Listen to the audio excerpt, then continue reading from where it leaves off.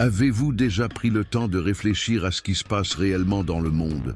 Les nouvelles nous bombardent de chaos, d'instabilité économique, de conflits entre nations et d'une moralité de plus en plus déformée. Pour beaucoup, ce ne sont que des signes de temps difficiles. Mais pour ceux qui cherchent des réponses dans la Bible, il devient évident que tout cela pointe vers quelque chose de bien plus grand. Les événements choquants qui précèdent le nouvel ordre mondial. Nous vivons des temps critiques, et comprendre ce qui se cache derrière tout cela est essentiel. Les faits ne sont pas isolés. Guerre, effondrement financier, valeurs en déclin. Rien de tout cela n'arrive par hasard. La parole de Dieu avait déjà prédit ces signes et les a reliés à un plan qui culminera avec l'ascension de l'Antéchrist. Mais ne vous y trompez pas. Reconnaître le danger n'est que la première étape. Le véritable pouvoir réside dans la préparation, la compréhension des Écritures et la capacité à agir en ces temps. Après tout, la connaissance n'est pas seulement un pouvoir, c'est une question de survie spirituelle. Et vous vous demandez peut-être, mais que puis-je faire concrètement face à tout cela? La réponse réside dans la clarté et la connexion avec le but de Dieu pour votre vie. La Bible offre une orientation, mais il faut être attentif et prêt à reconnaître les signes. Cette chaîne est dédiée à révéler ces vérités, non seulement pour informer, mais aussi pour vous renforcer avec des outils qui vous aideront à affronter ce qui s'en vient. Si vous êtes ici parce que vous voulez mieux comprendre ces temps, connectez les événements actuels aux prophéties bibliques et vous préparez à ce qui vous attend. Abonnez-vous à la chaîne. Cet espace est un lieu où des réponses sont partagées, où les questions sont les bienvenues et où nous pouvons grandir ensemble, en sagesse et en foi. Votre abonnement n'est pas seulement un geste, c'est une façon de renforcer cette communauté et de faire partie de quelque chose qui compte vraiment. L'Antéchrist n'apparaîtra pas soudainement comme un éclair dans un ciel clair, mais progressivement dans un monde déjà préparé par des signes d'apostasie et de décadence morale. Imaginez un scénario où le mal se déguise en lumière, offrant des solutions qui semblent irrésistibles. Aujourd'hui, nous voyons une société qui échange des principes éternels contre des vérités commodes, où de faux prophètes, avec des discours séduisants, trompent beaucoup de gens. La Bible met en garde contre cette réalité dans 2 Thessaloniciens 2:3, mentionnant que l'homme de la perdition apparaîtra en temps de rébellion. L'apostasie est bien plus qu'un abandon de la foi. C'est la création d'un système où Dieu est remplacé par des valeurs humaines. Il suffit d'observer l'avancée des idéologies qui relativisent tout, même ce qui est clairement juste ou faux. Combien de fois avez-vous entendu dire que chacun a sa propre vérité? Cette posture prépare le terrain pour que l'esprit de l'Antéchrist trompe des multitudes. Réflexion pratique. Posez-vous la question. Mes valeurs sont-elles alignées sur celles de Dieu ou sur celles du monde? Les faux prophètes apparaissent comme des phares dans l'obscurité, mais leurs lumières sont trompeuses. Ils promettent la prospérité et le bonheur sans repentance, attirant ceux qui recherchent des raccourcis spirituels. Un exemple classique est la quête de leaders charismatiques qui manipulent les émotions au lieu de transformer les cœurs par la parole de Dieu. Pour ne pas être trompé, lisez la Bible régulièrement et demandez du discernement. La lecture d'ouvrages comme l'Apocalypse, la fin des temps, peut élargir votre compréhension. La décadence morale n'est plus une nouveauté. Ce qui était autrefois impensable est aujourd'hui largement accepté. Cela se reflète dans l'art, les médias et même dans la législation. Ceux qui osent s'opposer sont qualifiés de rétrogrades ou d'intolérants. C'est dans ce contexte chaotique que l'Antéchrist trouvera un terrain fertile pour ses promesses séduisantes. Après tout, un monde sans limite est un monde vulnérable. Posez-vous la question, ce que je consomme chaque jour renforce-t-il ma foi ou nourrit-il la confusion spirituelle? Et lorsque tout semblera perdu, l'Antéchrist ne viendra pas comme un ennemi déclaré, mais comme un sauveur, quelqu'un qui offrira la paix en échange d'une obéissance aveugle. Il n'aura pas besoin de forcer l'acceptation car les gens seront déjà prêts à le suivre. Voici le grand piège. Beaucoup le verront comme une solution, mais son ascension n'apportera qu'une plus grande esclavage spirituel. Pour ceux qui souhaitent mieux comprendre ces temps difficiles, Vous trouverez ci-dessous, dans le premier commentaire épinglé, un e-book exclusif sur les prophéties bibliques. Ce matériel a été préparé pour vous aider à vous fortifier et à comprendre le lien entre les faits actuels et les avertissements de la parole de Dieu. Mais attention, il ne sera disponible que pour une durée limitée. Profitez-en tant que possible et préparez-vous à ce qui s'en vient. La persécution des chrétiens a toujours existé dans l'histoire, mais dans les derniers temps, elle atteindra un niveau sans précédent. Ceux qui refuseront de se soumettre à l'Antéchrist seront considérés comme des ennemis de l'ordre mondial et feront face à une haine féroce. Imaginez un scénario où suivre le Christ ne sera pas seulement impopulaire, mais illégal. La Bible nous avertit déjà de ces temps dans Matthieu 24, 9. « Vous serez haïs de toutes les nations à cause de mon nom ». Ces temps de persécution exigeront une foi inébranlable et une compréhension claire de la parole de Dieu. Il ne s'agit pas seulement de survivre physiquement, mais de maintenir l'âme ferme face à une opposition écrasante. Des exemples historiques, comme les premiers chrétiens qui ont affronté le Colisée romain, nous montrent qu'il est possible de résister avec courage. La préparation spirituelle est essentielle et la prière quotidienne est un point de départ fondamental pour fortifier l'esprit. La haine envers les chrétiens se manifestera de diverses manières. Fausses accusations, restrictions sociales, perte d'emploi et même emprisonnement. Imaginez être exclu de votre cercle social simplement parce que vous refusez de renier votre foi. Beaucoup se demanderont, pourquoi Dieu permet-il cela? La réponse réside dans la force que ces épreuves apportent, façonnant les croyants en véritables guerriers spirituels. Même en temps d'extrême oppression, le soutien mutuel entre les fidèles sera crucial. De petits groupes de chrétiens se réunissant en secret, comme cela se produit déjà dans des pays où la persécution est une réalité aujourd'hui, sont des exemples de la manière dont la communion peut être un refuge. Dans votre propre vie, valorisez les connexions avec des frères et sœurs dans la foi, car un cœur uni à d'autres est moins enclin à céder sous la pression. Et tandis que les attaques augmentent, le besoin de discernement et de courage pour ne pas succomber à la peur ou aux promesses trompeuses de l'Antéchrist augmentera également. Beaucoup chercheront des solutions rapides pour échapper à la persécution, mais seuls ceux qui sont enracinés en Christ réussiront à tenir bon. Et c'est dans ce contexte que le chaos mondial et la turbulence économique apparaîtront comme le prochain chapitre, créant la scène parfaite pour l'entrée en scène du sauveur trompeur. Imaginez un monde où les structures économiques que nous connaissons s'effondrent soudainement. Des banques en faillite, des monnaies perdant leur valeur, une inflation incontrôlable. Ce scénario, bien que terrifiant, est mentionné dans les Écritures comme faisant partie des signes des temps de la fin. Les guerres, la famine et les effondrements financiers créeront un environnement où la peur deviendra un outil puissant pour manipuler les masses. L'Antéchrist apparaîtra comme celui qui apporte des réponses, mais ces solutions offriront une fausse espérance.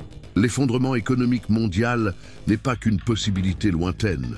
Nous voyons déjà des signes avant-coureurs dans les crises financières récurrentes et la dépendance croissante au système centralisé.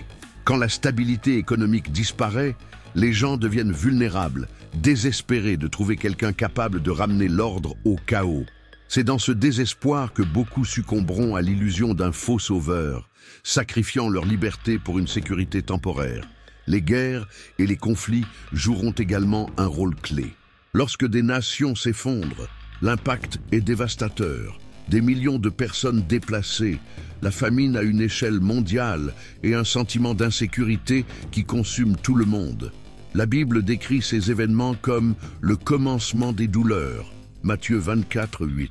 Ce ne sont pas seulement des conséquences humaines, mais l'accomplissement de prophéties annonçant le règne de l'Antéchrist. Et qu'en est-il de l'oppression financière qui accompagnera ce chaos? Les systèmes économiques mondiaux unifiés contrôleront qui peut acheter ou vendre, restreignant l'accès pour beaucoup. Ce sera une période où les choix moraux auront des conséquences éternelles. Pour résister, il est essentiel de fortifier sa foi dès maintenant, en vivant de manière consciente et en recherchant la guidance de Dieu en tout. De petites actions comme aider ceux qui sont dans le besoin ou réduire sa dépendance au système, peuvent faire toute la différence. Maintenant, réfléchissez. Si le monde s'effondrait demain, comment réagiriez-vous? Croyez-vous être spirituellement prêt à affronter des temps aussi sombres? Partagez vos réflexions et même vos doutes dans les commentaires. Votre opinion est importante et en le faisant, vous encouragez également les autres à réfléchir plus profondément à ce sujet.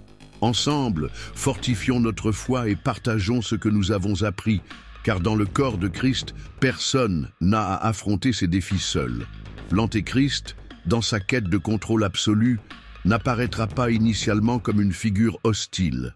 Il sera perçu comme un pacificateur, quelqu'un qui apporte enfin la stabilité au milieu du chaos. Le monde, épuisé par les guerres, les conflits et les divisions, s'accrochera à sa promesse de paix. Mais cette paix sera superficielle et temporaire, une façade pour cacher ses véritables intentions. Daniel 9, 27 parle d'un traité qui durera 1 semaine, mais qui sera rompu au milieu de cette période, révélant ainsi sa nature trompeuse. Ce traité sera largement célébré, en particulier par des nations désespérées de retrouver l'harmonie.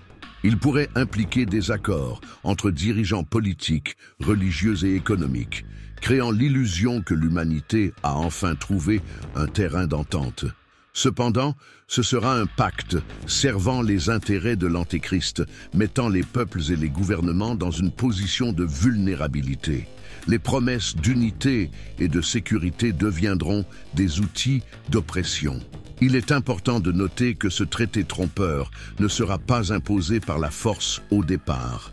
Au contraire, il sera volontairement accepté par ceux qui recherchent des solutions immédiates. L'Antéchrist utilisera des discours convaincants et des gestes de bonne volonté pour gagner la confiance du monde. Un exemple concret en est les dirigeants qui, au cours de l'histoire, ont utilisé des discours de paix pour étendre leur influence, avant de révéler des agendas cachés.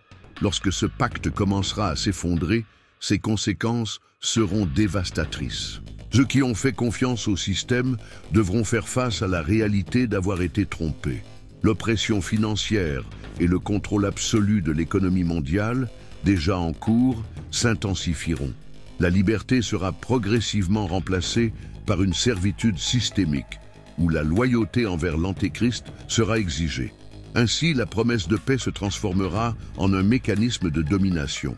La rupture de ce faux traité révélera la véritable nature de l'Antéchrist, plongeant le monde dans un état de désespoir encore plus grand. Et dans ce contexte d'oppression, un élément encore plus sombre émergera. L'imposition de la marque de la bête, l'un des plus grands défis auxquels l'humanité sera confrontée. La marque de la bête sera bien plus qu'un simple symbole. Elle représentera une soumission totale au système contrôlé par l'Antéchrist. Apocalypse 13, 16, 17 avertit que cette marque sera imposée à tous, petits et grands, riches et pauvres, libres et esclaves, et que sans elle, personne ne pourra acheter ni vendre. Ce sera une stratégie ingénieuse pour contrôler l'économie mondiale et imposer une obéissance totale, rendant impossible toute survie en dehors du système. Ce contrôle financier sera central. Imaginez un scénario où l'argent physique n'existerait plus, remplacé par des transactions numériques liées à la marque. Ceux qui refuseront la marque feront face à une exclusion sociale, à la faim et à une persécution sévère. Aujourd'hui, nous voyons déjà des signes de cette transition avec la numérisation croissante de l'économie, ce qui pourrait être un avant-goût de ce qui nous attend.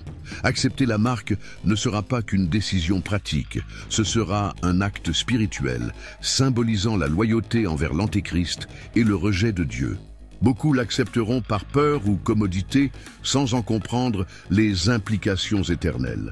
C'est pourquoi Apocalypse 14, 9, 10 met en garde contre le sort de ceux qui s'y soumettent. Ce choix marquera une séparation radicale et résister demandera une foi inébranlable et une confiance totale en la providence divine. Malgré cela, il y aura de la résistance. Les fidèles qui mettent leur confiance en Dieu rejetteront la marque, même en sachant le prix à payer.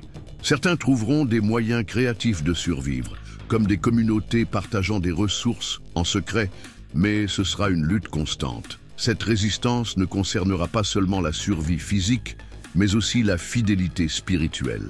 Et tandis que l'imposition de la marque atteindra son apogée, le véritable visage de la hiérarchie des ténèbres sera révélé.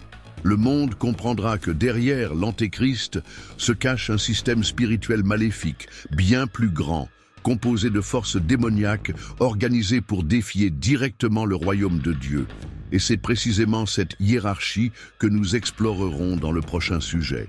La hiérarchie des ténèbres n'est pas un concept abstrait, mais une réalité spirituelle décrite dans les Écritures.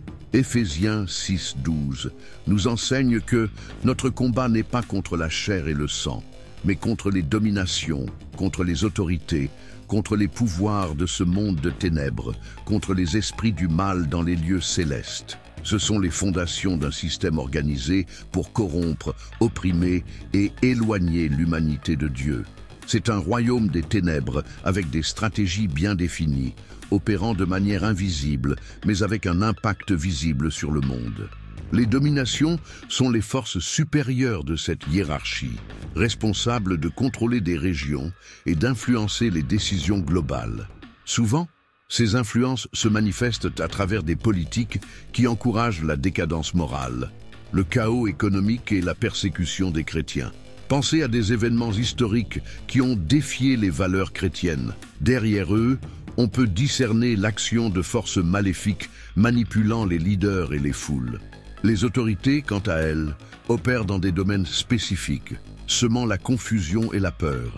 Elles agissent comme des soldats sur le terrain, attaquant l'esprit et le cœur des individus pour les affaiblir spirituellement. L'anxiété, la dépression et le désespoir sont quelques-unes des armes utilisées pour paralyser les croyants. C'est pourquoi l'armure de Dieu, mentionnée dans Éphésiens 6, est indispensable. La prière, l'étude de la parole et la communion avec d'autres chrétiens sont des outils qui nous protègent et nous renforcent. Les pouvoirs de ce monde de ténèbres s'infiltrent dans des systèmes entiers, tels que l'économie, la culture et même la religion. Ils façonnent les mentalités, promouvant le relativisme et l'idolâtrie. Aujourd'hui, on voit cela clairement dans les mouvements qui banalisent la foi et glorifient des valeurs contraires à celles de Dieu. Résister à ces influences exige un discernement spirituel et une conscience claire de ce qui est ou non compatible avec les enseignements bibliques. Enfin, les esprits du mal dans les lieux célestes opèrent dans une dimension spirituelle plus profonde, cherchant à entraver l'avancement du royaume de Dieu. Cette hiérarchie travaille de manière synchronisée, attaquant aussi bien les individus que les institutions pour tenter de bloquer le plan divin. Cependant, les chrétiens ne font pas face à ces forces seuls. Dieu équipe ses enfants avec le Saint-Esprit qui fortifie et guide au milieu des batailles. Et vous, que pensez-vous de cette réalité spirituelle si complexe ? Si ce contenu vous a aidé à mieux comprendre comment le royaume des ténèbres fonctionne, laissez un j'aime pour qu'il puisse toucher davantage de personnes. Votre interaction fait toute la différence, car elle renforce ce message et aide d'autres à être alertés sur ces vérités. Ensemble, nous pouvons approfondir la connaissance de la parole et résister au mal avec foi et détermination. Au milieu des ténèbres qui enveloppent le monde et des batailles spirituelles que nous affrontons, la Bible nous assure que la victoire a déjà été remportée par Jésus-Christ. Colossiens 2:15 déclare qu'il a désarmé les pouvoirs et les autorités des ténèbres, triomphant d'eux à la croix. Cette victoire n'est pas seulement une promesse future, mais une réalité présente pour ceux qui vivent en Christ.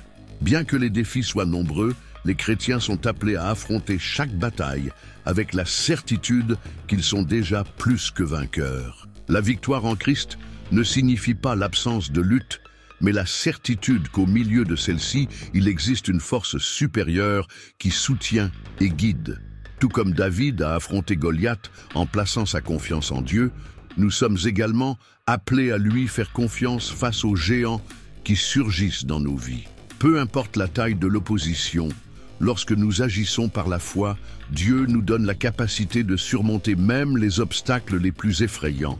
Un des aspects les plus puissants de cette victoire est l'autorité spirituelle que Christ nous accorde. Luc 10, 19 nous rappelle que nous avons reçu le pouvoir de marcher sur les serpents et les scorpions et sur toute la puissance de l'ennemi. Cette autorité ne nous est pas accordée par mérite, mais par le sacrifice de Jésus. Lorsque nous proclamons les promesses de Dieu dans nos vies, nous réaffirmons cette autorité, bloquant les attaques des ténèbres et avançant dans le dessein divin. Même dans les moments de plus grande faiblesse, la victoire en Christ se manifeste. C'est dans notre incapacité que la puissance de Dieu se perfectionne. Comme Paul l'écrit dans 2 Corinthiens 12, 9, « Ma grâce te suffit, car ma puissance s'accomplit dans la faiblesse. » Cela nous enseigne que nous n'avons pas besoin d'affronter les luttes par nos propres forces, mais avec une dépendance totale envers Dieu. Il transforme nos limitations en instruments pour sa gloire. La victoire est également collective.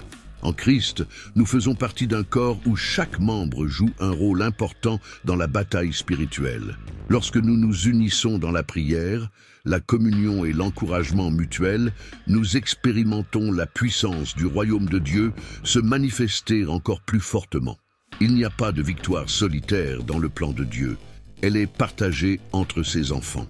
Enfin, cette victoire n'est pas seulement pour aujourd'hui, mais elle pointe vers l'avenir glorieux que Christ a préparé pour ceux qui lui sont fidèles. Le livre de l'Apocalypse nous donne un aperçu du triomphe final, où toutes les larmes seront essuyées et le mal sera définitivement vaincu. Jusque-là, nous sommes appelés à vivre comme des ambassadeurs de ce royaume, affrontant les batailles avec courage, foi et la certitude que, en Christ, la victoire est garantie. La connaissance de la parole de Dieu est comme une lampe qui éclaire notre chemin en des temps d'obscurité. Psaume 119, 105 dit « Ta parole est une lampe à mes pieds et une lumière sur mon sentier. » Cette connaissance n'est pas seulement théorique, mais transformatrice. Lorsque nous méditons sur les Écritures, nous trouvons la sagesse, la direction et le courage pour affronter les défis spirituels et pratiques de la vie.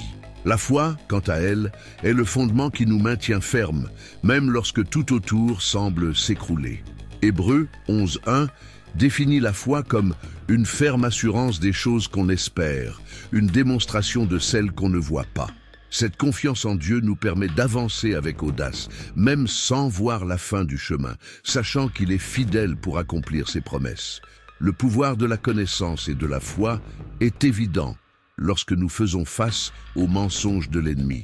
Satan essaie de déformer la vérité, mais ceux qui connaissent la parole peuvent discerner et rejeter ses tromperies. C'est ainsi que Jésus a résisté aux tentations dans le désert, utilisant les Écritures comme une arme contre l'adversaire. Cet exemple nous montre l'importance non seulement de lire la Bible, mais de méditer sur elle et de l'ancrer dans nos cœurs. La foi nous connecte également directement au pouvoir de Dieu, activant des miracles dans nos vies. Marc 9, 23 nous rappelle « Tout est possible à celui qui croit ».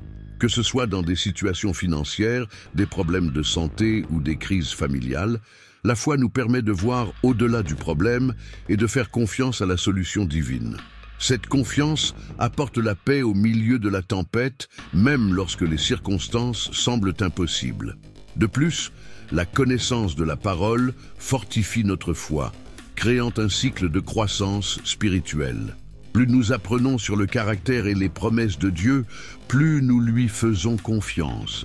Cette compréhension nous donne du courage pour affronter les défis quotidiens et nous aide à rester fermes au milieu des épreuves.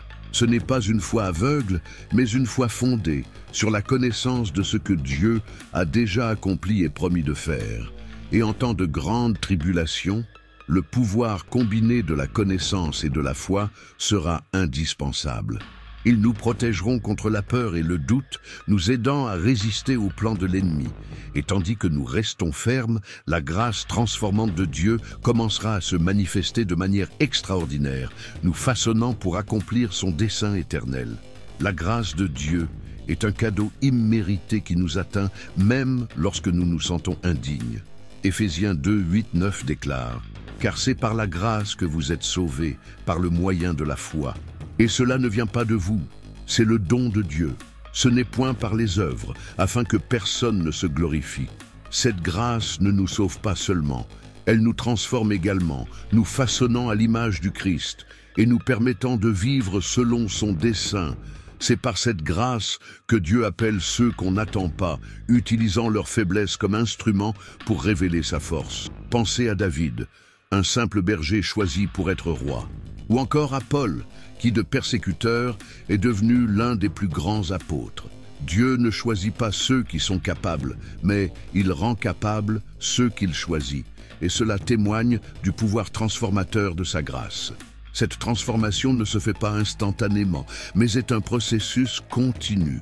Chaque jour, la grâce nous enseigne à abandonner les habitudes et les pensées qui nous éloignent de Dieu. Tite 2, 11, 12 explique que la grâce de Dieu, source de salut pour tous les hommes, a été manifestée. Elle nous enseigne à renoncer à l'impiété et aux convoitises mondaines et à vivre dans le siècle présent selon la sagesse, la justice et la piété. De plus, la grâce nous aide à surmonter nos propres erreurs et échecs, nous montrant que Dieu ne nous définit pas par notre passé, mais par ce que nous pouvons devenir. Combien de fois nous sentons-nous limités par nos fautes, pensant que nous ne sommes pas assez bons pour les plans de Dieu? La grâce nous rappelle que, peu importe où nous avons été, il y a toujours une place pour nous dans le royaume de Dieu. Cette grâce nous équipe également pour servir les autres, nous permettant d'être des reflets de l'amour de Dieu. Elle fait de nous des instruments pour bénir notre prochain, que ce soit par des actes de bonté, des paroles d'encouragement ou simplement en étant un exemple de foi. Lorsque nous permettons à la grâce d'agir dans nos vies, elle devient visible pour ceux qui nous entourent, pointant toujours vers le Christ. Et à mesure que nous expérimentons cette transformation, nous commençons à comprendre la véritable puissance de l'amour inconditionnel de Dieu. Cet amour, qui nous atteint là où nous sommes, nous pousse à vivre d'une manière renouvelée et à partager cet espoir avec le monde.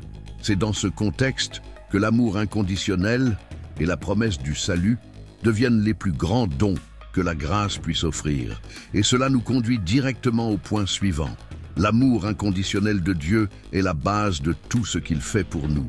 Romains 5:8 nous rappelle que Dieu prouve son amour envers nous en ce que lorsque nous étions encore des pécheurs, Christ est mort pour nous.